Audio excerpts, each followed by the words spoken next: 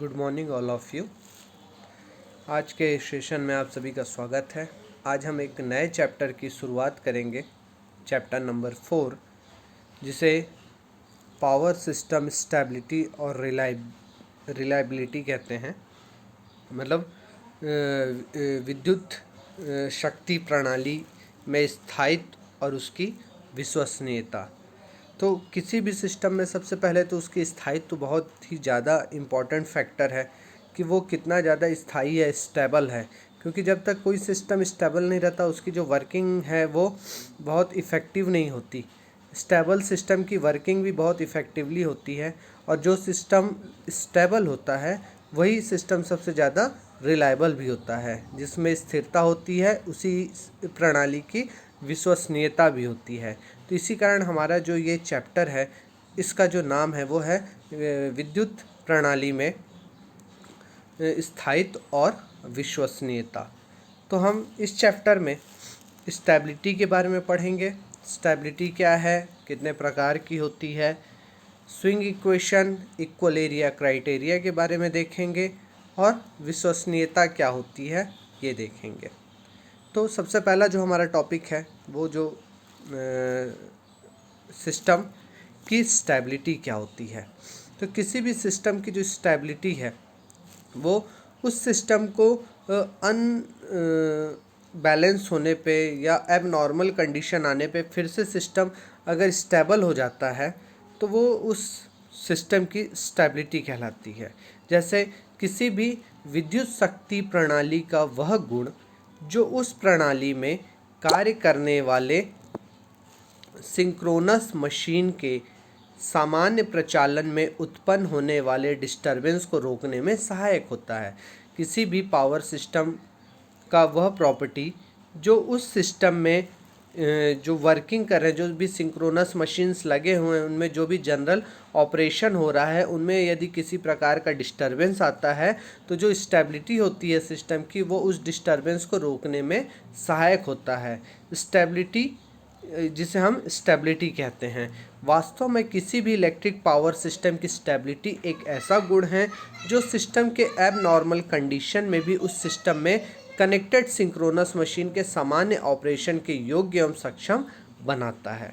मतलब किसी भी प्रणाली की, किसी भी सिस्टम की जो स्टेबिलिटी है वो उस सिस्टम में लगे हुए डिफरेंट टाइप के एलिमेंट्स या जो भी इक्विपमेंट, इंस्ट्रूमेंट या जो मशीन्स लगे हैं उनको कार्य करने के योग्य बनाता है कि यदि उस प्रणाली में किसी भी प्रकार के अवरोध उत्पन्न हो रहे हैं, डिस्टरबेंस आ रहा है, तो भी हमारा जो सिस्टम है वो कंटिन्यूअस ऑपरेट करता रहे, उसमें किसी प्रकार की रुकावट नहीं आनी चाहिए।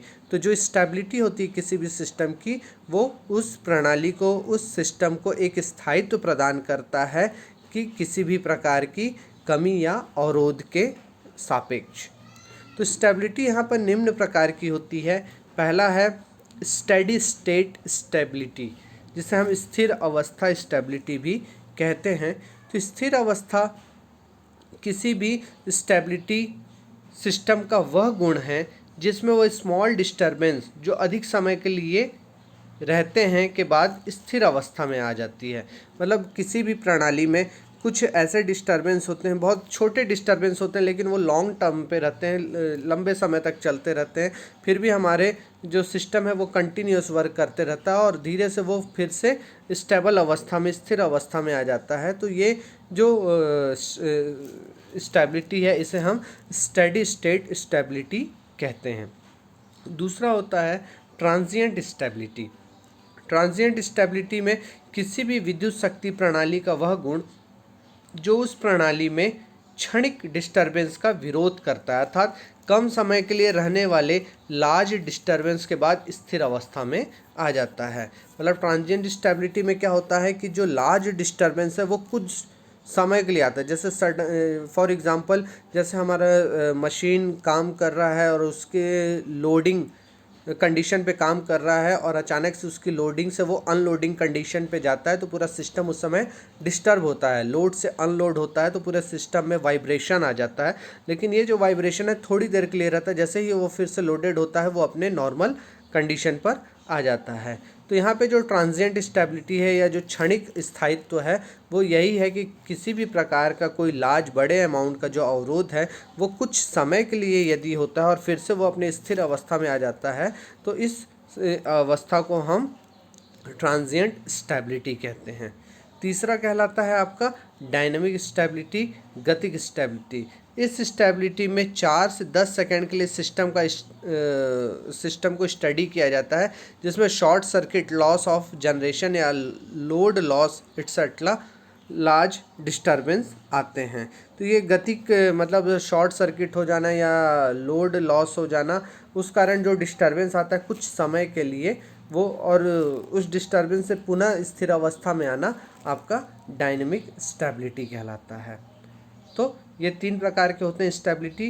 पहला होता है स्टेडी स्टेट स्टेबिलिटी, दूसरा होता है ट्रांजिएंट स्टेबिलिटी और तीसरा होता है डायनेमिक स्टेबिलिटी।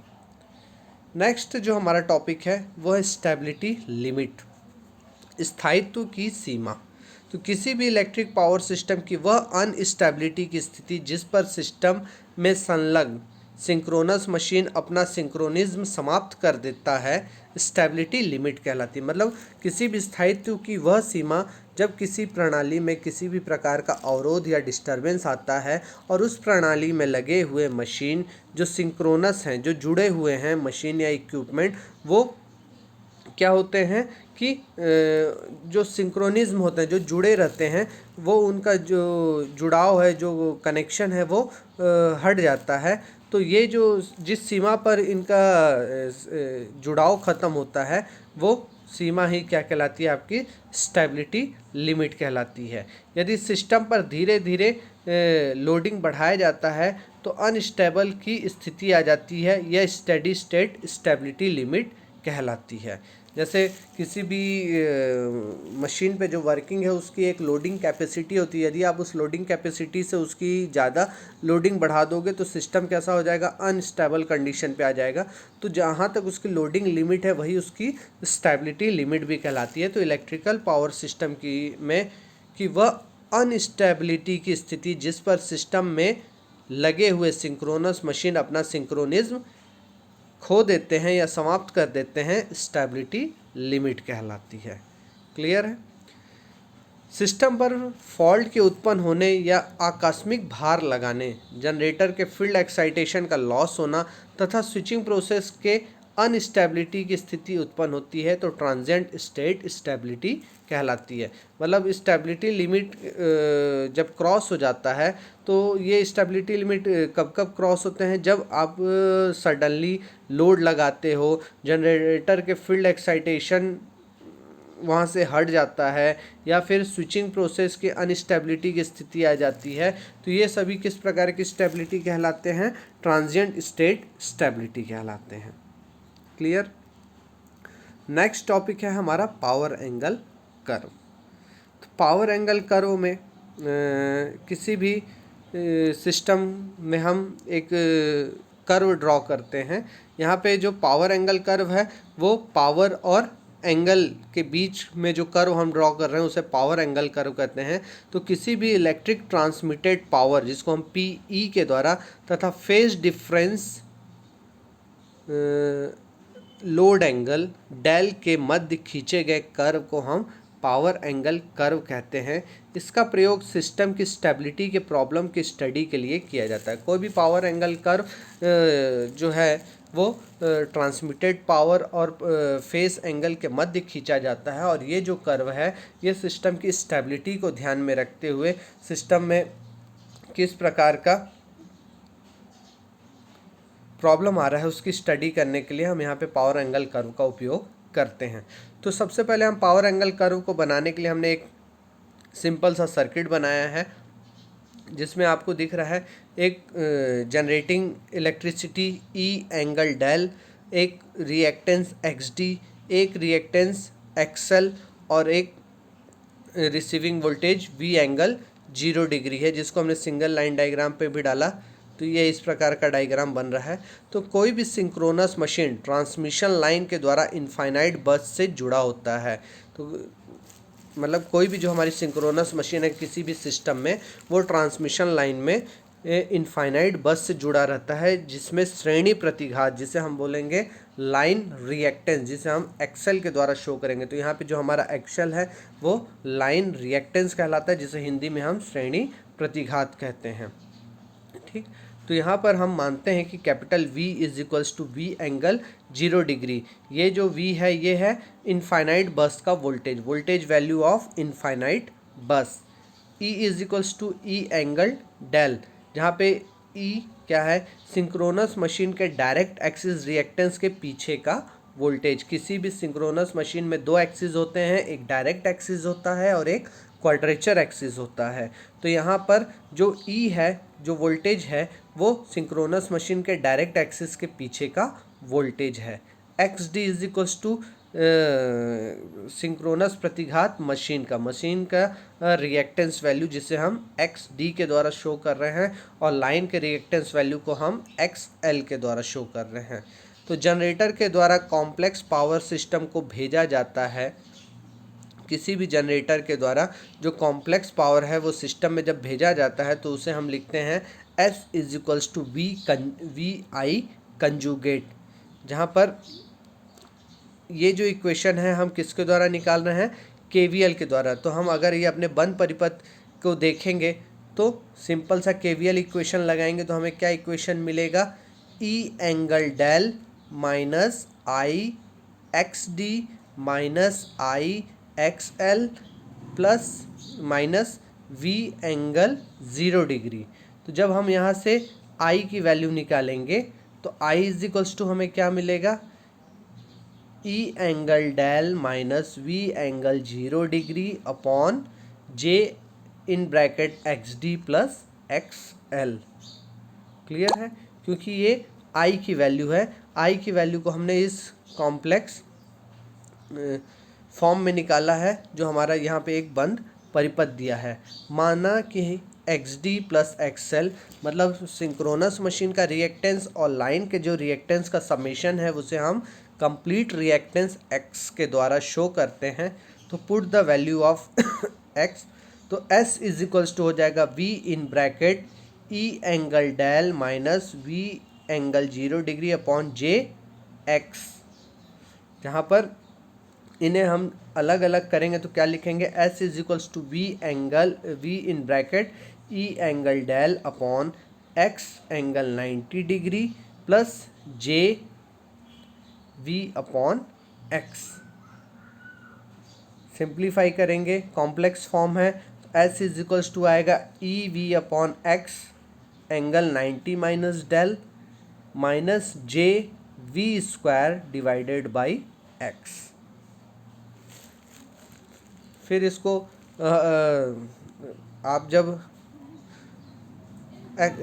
एक्सप्लेन करेंगे, इसको और एक्सप्रेस करेंगे सिंप्लीफाई कॉम्प्लेक्स फॉर्म में, तो S is equals to E V upon, क्योंकि हम एंगल 90 माइनस डेल को जब एक्सप्रेस करेंगे तो 90 minus del is equals to हो जाता है sine del plus J cos del. हम उसको एक्सप्लेन करते हैं तो एस इज इक्वल्स टू हो जाएगा E V upon x sine del plus J E V upon x cos del minus J V square by x. Clear है यहाँ तक? तो यहाँ पर S इज इक्वल्स टू होता है active power plus reactive power. Put the value of S, तो P plus J Q E is equals to E V x sine del plus J, इन कॉमन किया हमने, इमेजनरी को एक साथ, real को एक साथ रखा, तो इमेजनरी को कॉमन किए तो E V by X cos del minus V square by X. यहाँ पे हम कंपेयर करेंगे दोनों साइड से, तो active power P E is equals to हमें मिलेगा E V upon x sine del, और reactive power Q E is equals to मिलेगा E V by X cos del minus V square by x. तो अगर हमें अधिक से अधिक स्टेडी स्टेट में पावर ट्रांसफ़र करना है तो हमें हमारे जो एंगल है, पावर एंगल है डेल, उसकी वैल्यू क्या होनी चाहिए, 90 डिग्री होनी चाहिए। जब वो 90 डिग्री पे होता है तो अधिकतम मात्रा में पावर ट्रांसफ़र होता है। तो P max is equals to E V by x sine 90, क्योंकि हमने डेल का मान 90 रखा है तो P max is equals to मिलेगा ई वी बाई एक्स। तो P is equals to P max sine del लिखेंगे हम। और ये हमने एक ग्राफ बनाया है जहाँ पर एक्स एक्सिस पर आपका पी मैक्स और वाई एक्सिस पे आपका एक्स एक्सिस पे डेल और पी एक्सिस पर पी मैक्स है, जहाँ पर P max is equal to E V by x sine del है। यहाँ पर एक कर्व और हमने प्लॉट किया है जहाँ पे आप देखेंगे कि अपर साइड का जो फर्स्ट हाफ है वो जनरेटर एक्शन को बताता है और लोअर साइड का जो हाफ है वो आपका मोटर एक्शन को बताता है। तो ये हमारा एक पावर एंगल कर्व है। क्लियर है यहाँ तक? उसके बाद नेक्स्ट है हमारा स्विंग इक्वेशन। स्विंग इक्वेशन जो है बहुत ही इम्पॉर्टेंट टॉपिक है जो हर साल एग्ज़ाम में पूछा जाता है और बहुत ही इम्पॉर्टेंट है इस चैप्टर में। तो यहाँ पर स्विंग इक्वेशन देखेंगे कि स्विंग इक्वेशन में ट्रांजिएंट के दौरान सिंक्रोनस मशीन के व्यवहार को स्विंग इक्वेशन के द्वारा बताया जाता है। मतलब जब ट्रांजिएंट की कंडीशन आती है, डिस्टरबेंस की कंडीशन आती है, क्षणिक डिस्टरबेंस की कंडीशन आती है, तो उस कंडीशन पे सिंक्रोनस मशीन का बिहेवियर कैसा हो जाता है उसकी स्टडी को हम स्विंग इक्वेशन के द्वारा या दोलन समीकरण के द्वारा बताया जाता है। तो यहाँ पर हम कंसिडर कर लेते हैं, माना कि थीटा इज इक्वल्स टू किसी क्षण टी पर रोटर की कोणीय स्थिति जो लगातार समय के सापेक्ष बदलती रहती है, that is rotating at synchronous speed.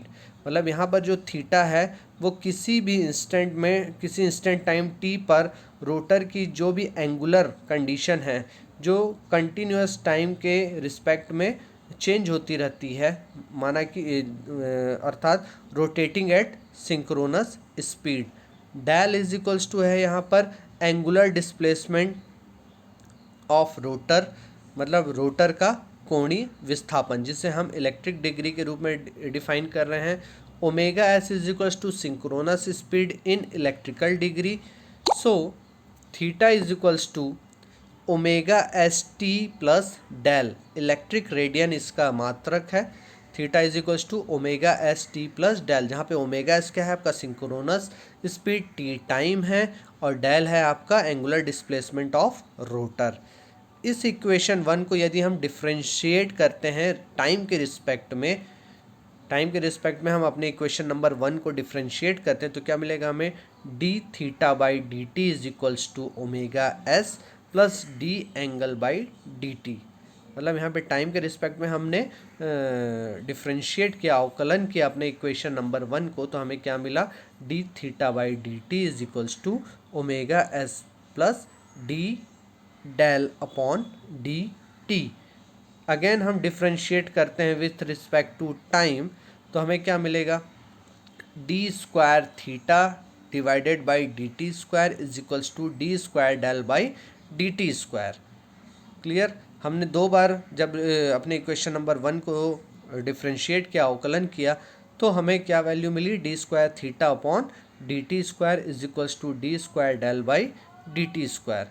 यहाँ पे जो एंगुलर एक्सिलरेशन है, कोणीय त्वरण रोटर का, जिसे हम अल्फ़ा के द्वारा शो कर रहे हैं, तो angular acceleration alpha is equals to होता है D square theta by D T square, जो लगभग बराबर आ जाएगा आपका d square del upon D T square, electric radian पर सेकेंड स्क्वायर। ये हमारा इक्वेशन नंबर 4 हुआ। यदि हम डैम्पिंग को नेगलेक्ट माने, जो भी डैम्पिंग या जो भी वाइब्रेशन है उसे यदि हम नेगलेक्ट मान लें, तो जो एक्सेलरेटिंग टॉर्क है टी ए सिंक्रोनस मशीन का सॉफ्ट टॉर्क और इलेक्ट्रोमैग्नेटिक टॉर्क के अंतर के बराबर होगा।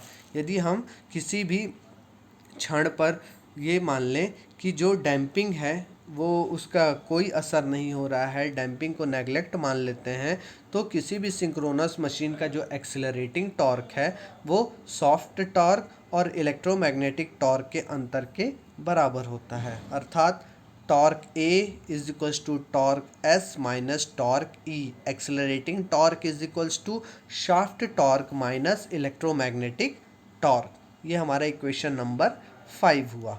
माना कि omega is equals to synchronous speed of the rotor, और यहाँ पर जो हम मान रहे हैं अब कि ओमेगा जो है वो है हमारा synchronous speed of the rotor है, J is equals to moment of inertia of rotor है, रोटर का जड़त्व आघूर्ण जिसे हम कहते हैं, एम कैपिटल एम जो है वो एंगुलर मोमेंटम ऑफ रोटर है, रोटर का कोणीय गति, P S is equals to mechanical power input, P E is equals to electrical power output और P A is equals to accelerating power, ये हम मानते हैं।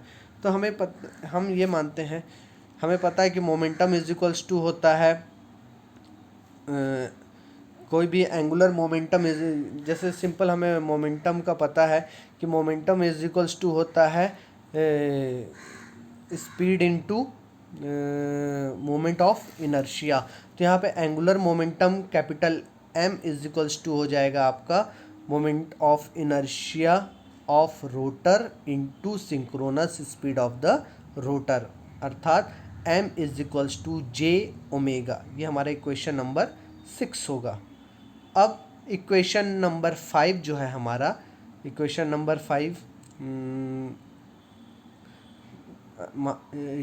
5 क्या था हमारा, accelerating torque T A is equals to shaft torque T S minus electromagnetic torque T E. इस equation में दोनों पक्ष में हम क्या करेंगे, ओमेगा का गुणा करेंगे, दोनों साइड में हम ओमेगा का गुणा कर देते हैं।